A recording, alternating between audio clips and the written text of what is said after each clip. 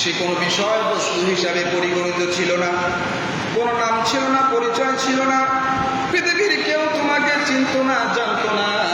আমি আল্লাহ রাব্বুল আলামিন তোমাকে তৈরি করেছি। একদিন এমন ছিল তোমার নাম ছিল না পৃথিবীতে। এখানে অনেক মানুষ আছে আমার মতো, 1971 সালের কথা আমরা বলতে পারি না, আছে না নাই বলেন? এখানে অনেক মুরব্বী আছে 1947 সালের ঘটনা বলতে পারে না, আছে না নাই? আবার এমন একদিন আসবে এই পৃথিবীতে আমরা থাকবো না, নতুন কোন প্রজন্ম আসবে, তাই না? তো আল্লাহ সেটাই বলতেছেন, আমি তো তোমাকে তৈরি করেছি। এই পৃথিবী তুমি ছিলে না, তোমার নাম ছিল না, যশ ছিল না, খ্যাতি ছিল না, পৃথিবীর কেউ তোমাকে চিনত না, জানতো না। আমি আল্লাহ পাক রব্বুল আলামিন তোমাকে তৈরি করেছি, সৃষ্টি করেছি, পৃথিবী নামক গ্রহে তোমাকে পাঠিয়ে দিয়েছি। বলেন সুবহানাল্লাহ। একসঙ্গে বলি, তুমি কোত্থেকে এলে? কোরআনে কারীম বলছে, ইন্না খালাকনাকুম মিন তুরাবিন সুম্মা মিন নুতফাতিন সুম্মা মিন আলাকাতিন সুম্মা মিন মুদগা। আমি আল্লাহ রাব্বুল আলামিন তোমাকে মাটির উপাদান দিয়ে তৈরি করেছি।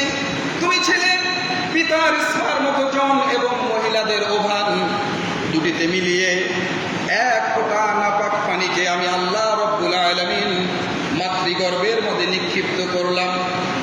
নাপাক পানি ফোঁটাকে রক্তপিণ্ড বানালাম, রক্তপিণ্ডকে মাংসপিণ্ডে পরিণত করলাম।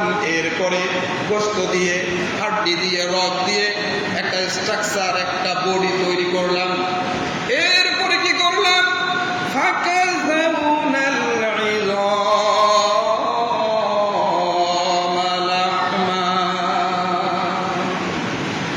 চামড়া দিয়ে, গোশত দিয়ে, ছাউন দিয়ে সুন্দর করে আমি তোমাকে তৈরি করেছি।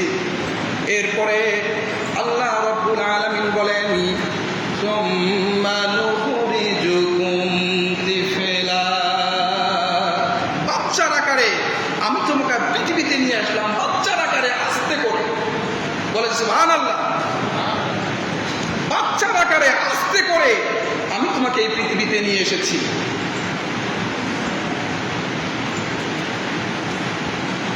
আমি তোমাকে তৈরি করেছি। কিভাবে করলাম?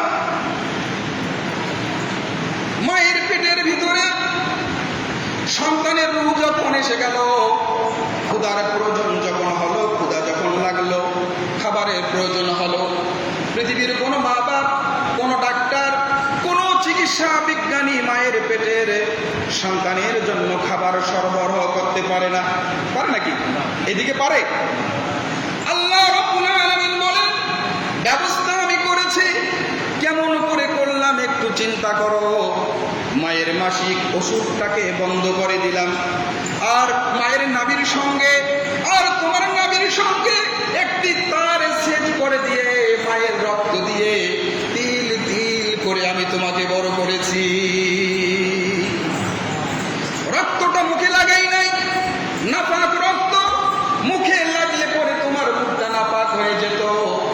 নাভির ভেতর দিয়া পাস করে দিলাম, মুখটাকে পবিত্র রেখে দিলাম, যাতে করে এই দুনিয়ায় আসার পরে তোমার আল্লাহর পবিত্র বানানো মুখখানা দিয়ে তোমার আল্লাহর নামের জিকির করতে পারো। লা ইলাহা ইল্লাল্লাহ, লা ইলাহা ইল্লাল্লাহ, লা ইলাহা ইল্লাল্লাহ, মুহাম্মাদুর রাসূলুল্লাহ। সুবহানাল্লাহ, সুবহানাল্লাহ। মায়ের পেটে যখন আপনার ক্ষমতা ছিল না, তখন আপনার মুখটাকে পবিত্র কে রেখে দিলেন? বলুন, জোরে বলুন। আমার কথা কি বুঝতে কষ্ট হয়? আমি তো মনে হয় স্পষ্ট করে কথা বলি। কষ্ট হয় কি আপনাদের? আজকে দুনিয়া আসার পরে মিয়া যুবক ভাই, আপনি গাঁজা খেয়ে মুখটাকে অপবিত্র রেখে দিচ্ছেন, গাঁজা খাচ্ছেন, ফেন্সিডিল খাচ্ছেন, মদ খাচ্ছেন, হেরোইন খাচ্ছেন, সুদ খাচ্ছেন, ঘুষ খাচ্ছেন, কত রকম হারাম খাবার আপনি খাচ্ছেন কিনা বলেন? আল্লাহ পাক যদি কিয়ামতের দিন বলে তুমি নামাজ করো নাই, রোজা করো নাই, হজ করো নাই, যাকাত করো নাই, কিচ্ছু করো নাই, সব মাফ করে দিলাম, এই যে মুখটা তোমার যে মায়ের গর্ভে পবিত্র রেখে দিলাম, দুনিয়ায় যাওয়ার পরে তোমার শক্তি থাকা সত্ত্বেও মুখটা কেন অপবিত্র করছো, এর জবাব দাও। জবাব দেওয়ার মতন জায়গা আছে? আছে কোনো জায়গা? কাজে আমি আপনাদের উদাত্ত আহ্বান জানাবো, যুবক ভাইয়েরা, খবরদার মাদক অবশ্যই আমাদের জীবনের প্রধান শত্রু। এটা আপনার ব্যক্তিগত জীবনকে নষ্ট করে, আপনার পারিবারিক জীবনকে নষ্ট করে, আপনার সামাজিক জীবনকে নষ্ট করে। অবশেষে একটা মাদকসেবী ছেলেকে মৃত্যুর দুয়ারে আস্তে আস্তে ঠেলে দেয়। জোরে বলেন ঠিক কিনা বলেন? এই জন্য আপনাদেরকে উদাত্ত আহ্বান জানাবো, মাদককে সর্ব অবস্থায় আমাদেরকে এড়িয়ে চলতে হবে। আপনি ভালো থাকবেন, আপনার পরিবার ভালো থাকবে, সমাজ ভালো হবে, দেশ একটা আপনার মতো সুদক্ষ একটা নাগরিক পাবে, দেশ উপকৃত হবে। এটার দরকার আছে না নেই বলে? আল্লাহ রাব্বুল আলামিন বলেন, আজকে তুমি অহংকার করো, আজকে তুমি টাকা